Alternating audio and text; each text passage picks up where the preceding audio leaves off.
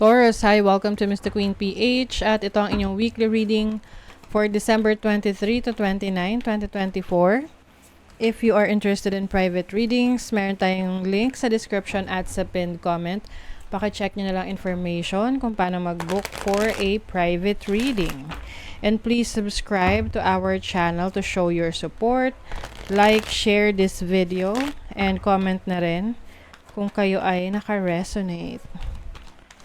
Okay, Taurus, let's see.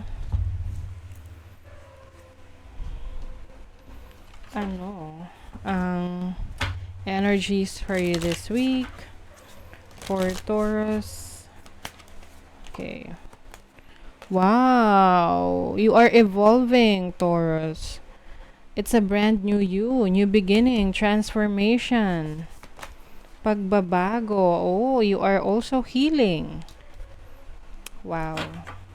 Ang ganda nito, Taurus, kasi kung ano man yung mga challenges na pinagdaanan ninyo, especially in your health, no, sa kalusugan nyo, ito ay naaayos na.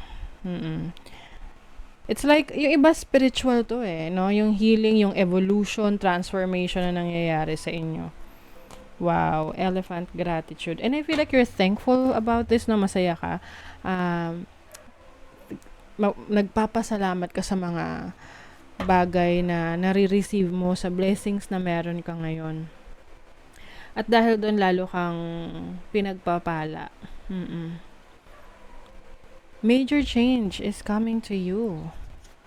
I see, yung iba, major transformation sa physical ninyo. Maaring mas na kayo ngayon. Mag-jogging, mas magiging active kayo para sa inyong kalusugan, no? Marami kayong mga habits na makakatulong for your health, para mas makarecover ka kung nagkaroon kayo ng sakit last time. And yung iba naman, this can be emotional healing.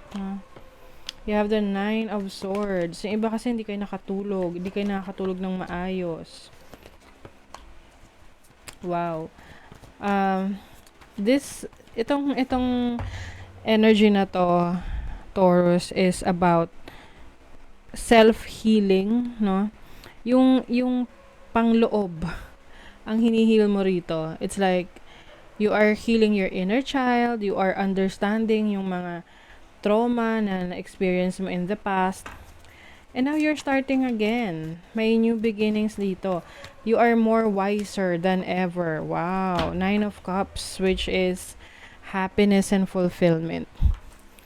So nakikita mo rito yung progression ng situation mo ngayon. Na nung una, you are feeling a little bit worried, especially pagdating sa trabaho mo or sa financial situation mo.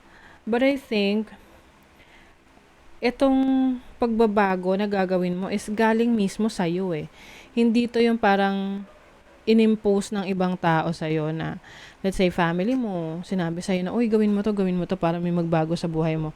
Ikaw mismo yung may gusto niyan. So, you are really becoming a wiser version of yourself. Kumbaga, yung mga experiences mo, kailangan mo talagang mapagdaanan yung challenge na yon personally, no, first hand, para mas matuto ka. And yung mga natutunan mo yung mga natutunan mo na yon, this will lead you to independence, na kaya mo na on your own. And yung karunungan na meron ka ngayon is parang ang laki ng inangat mo, no?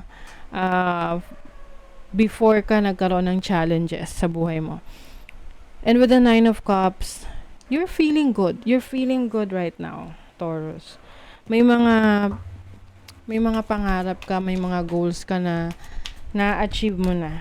You are experiencing it right now. And I see you happy. Past life. Wow. Nasa dinadala ka sa destiny mo. Hindi ka na yung dating parang walang tiwala sa kakayanan mo. Ngayon, yung mga naranasan mo, yung mga na-experience mo in the past, natutunan mo, ito yung magbibigay sa'yo ng lakas ng loob para i-explore pa yung mga bagay na kaya mo pang gawin. Yung iba kasi parang dati parang sinesecond guess mo yung sarili mo, na minsan nga sinasabotage mo pa yung sarili mo na hindi mo kaya. You have the Knight of Cups and the Moon. The Moon is your instinct, your intuition. I feel like you are more connected to your higher self, mas connected ka sa iyong instinct. And this is going to help you in making decisions. You have the Three of Cups, which is about celebration. So, maaring may isi-celebrate ka, major happenings sa buhay mo. I also see an offer for career, business, or opportunity sa'yo na ipupurso mo na. Maglalakas loob ka na gawin yan. Yes, tinan mo tong mountain na to. Yung courage mo, lakas ng loob, yung persistence mo, yung pagpupursige mo, yun lang yung kailangan mo talaga para maging successful. Ayan. And then, itong lilies, this is about having passion on what you do. Mas nagiging passionate ka.